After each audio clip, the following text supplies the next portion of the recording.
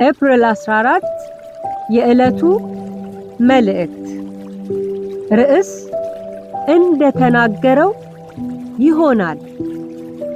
ስለዚህ እናንተ ሰዎች ሆይ አይዟችሁ፣ እንደተናገረኝ እንዲሁ እንዲሆን እግዚአብሔርን አምናለሁና። የሐዋርያት ሥራ ምዕራፍ 27 ቁጥር 25። ሱናሚ፣ አውራቂስ፣ ቶርኔዶ የሚባሉ አውሎ ነፋሳትና ማዕበልን በዘመናችን ሰምተናል። በተከሰቱበት ጊዜ የብዙ ሰዎችን ሕይወት ቀጥፈዋል፣ ንብረትንም አውድመዋል። ልክ እንደዚሁ አውራቂስ የተባለ ነፋስ በእነ ሐዋርያው ጳውሎስ ዘመን ተከስቶ ነበር። ወደ ሮም የሚደረገውን የመርከብ ጉዞ አደጋ ላይ ከመጣሉ የተነሳ እንድናለን የሚል ተስፋ እንኳ አልነበራቸውም። በዚያ ወጀብ መካከል እግዚአብሔር መልአኩን ልኮ ሐዋርያው ጳውሎስና ከእርሱ ጋር ያሉት መንገደኞች በሙሉ በሰላም እንደሚደርሱና ቄሳር ፊት እንደሚቆም ተናገረው። ይህን መልእክት የሰማው ጳውሎስ ልቡን አበርትቶ ሌሎቹን ማበርታት ጀመረ። ነገር ግን ሰዎቹ የችግሩ አሳሳቢነት ላይ ትኩረት ሰጥተው ስለነበረ በቶሎ ጆሮአቸውን ለጳውሎስ አልሰጡትም። እርሱ ግን የምናገራችሁ በሰው ድምፅ አይደለም፣ ይልቁኑ የእርሱ የምሆንና የማመልከው የአምላኬ የእግዚአብሔር ድምፅ ነው። እርሱ ዛሬ ሌሊት መልአኩን ወደ እኔ ልኮ ተናግሮኛል።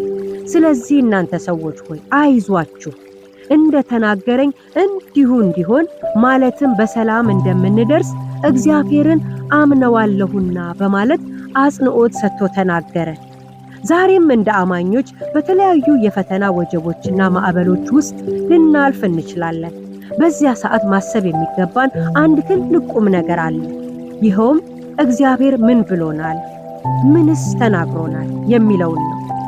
የእርሱን ድምፅ ካገኘን በኋላ መረጋጋት እንጂ መረበሽ አይገባንም። ምክንያቱም አምላካችን እግዚአብሔር እንደተናገረው እንደዛው ያደርጋልና። ከኛ የሚጠበቀው ማመን ነው። በዚህ መረዳት ላይ መመስረት የመጀመሪያው ቁም ነገር ሲሆን፣ ሁለተኛው ደግሞ በተረዳንበት እውነት ላይ ቆመን ሌሎችን ማበርታት ይጠበቅብናል። የተጽናና ያጽናናልና።